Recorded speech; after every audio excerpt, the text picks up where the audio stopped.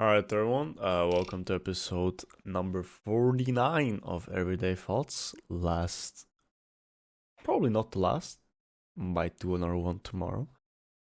But if it is the last one, then it is the last. Then it would be the last episode before the new year 2024.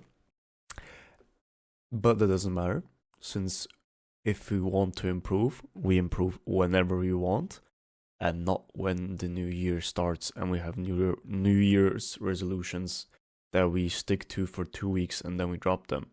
There's no point in doing that. Anyway, let's get straight into it. So, what is more important to you? Looking bad but doing the good thing, or looking good but doing a bad thing?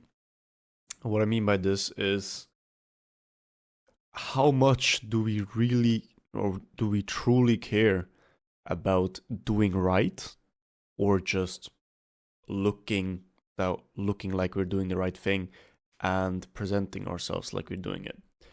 So I think the best kind of way to showcase this is tough love, in my opinion, since you might seem like you're harming the other person or whatever, but in the end, what you're doing is actually caring for them and you're helping them propel to another level. But you just do it in a way that may not seem like you're really helping them, and that might also, in my opinion, be a good thing, because in the end, you give the other person more of a feeling that they did the thing on their own, and you don't get to or have to take credit for helping them. So, in my opinion, I think it's far more important, and I think most people would agree that it's far more important to actually do the right thing instead of looking good while doing the bad thing. But nowadays, it's a lot of talking but not doing anything.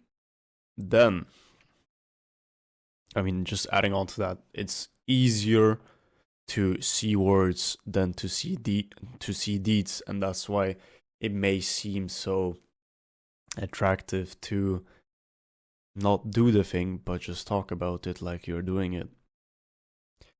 Anyway, moving on. Having things isn't fun, but getting them is. I think the best way or the best example for this would be, I mean, just look at if you unbox a present or just open something new. It feels so insanely good.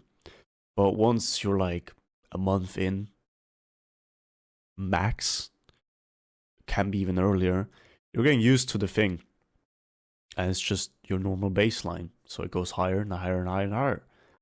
So, what I'm trying to say with this is the journey, or yes, the journey is the gift.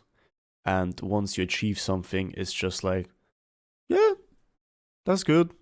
But you get used to it, and then you just forget it after time. You might not forget it, but it's not the same. You won't remember it the same as the journey. And adding on to that is, why not spend, for example, a single day doing something or suffering extremely for something that will make you proud for your whole life? Not because you achieved it, but because you actually went through that thing and you didn't quit. That's a good question to ask, to be honest. Then, also adding on to, once you've achieved something and you're on your high, your strongest moments will most likely make you remember and think about your weakest moments. I think the best way to showcase that again would be the just the feeling and thinking of, damn, I really made it this far from this start.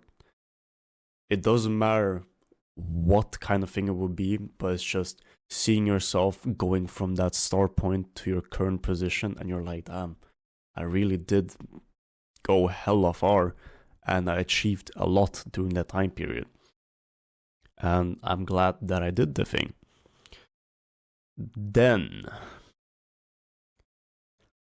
another thing that I think is really interesting to think about and also to try is, if you can succeed at something that you really hate, just imagine how good you would be at doing something that you absolutely love. And just to put it into perspective, when you really hate something, you don't want to do it at all. It's just pure drilling in that you just get it done. But if you still succeed with minimal effort, just think about the success that you can gain by actually giving it all of your effort. So that's why I think it's also important to have a couple of things in your life that you absolutely despise or just don't like doing, but you do it anyway, and you get good at them, just to see how that will impact and affect the things that you're good at. Is actually crazy to see. And then one of the last things, kind of metaphorically and literally, look for, or stop looking for an end to suffering times or hard times. They will end. Always. Bad times always end. Same as good times. They always also, life is a mix of both of them. So the end will come. What is important is that you stay focused in the moments that they are there.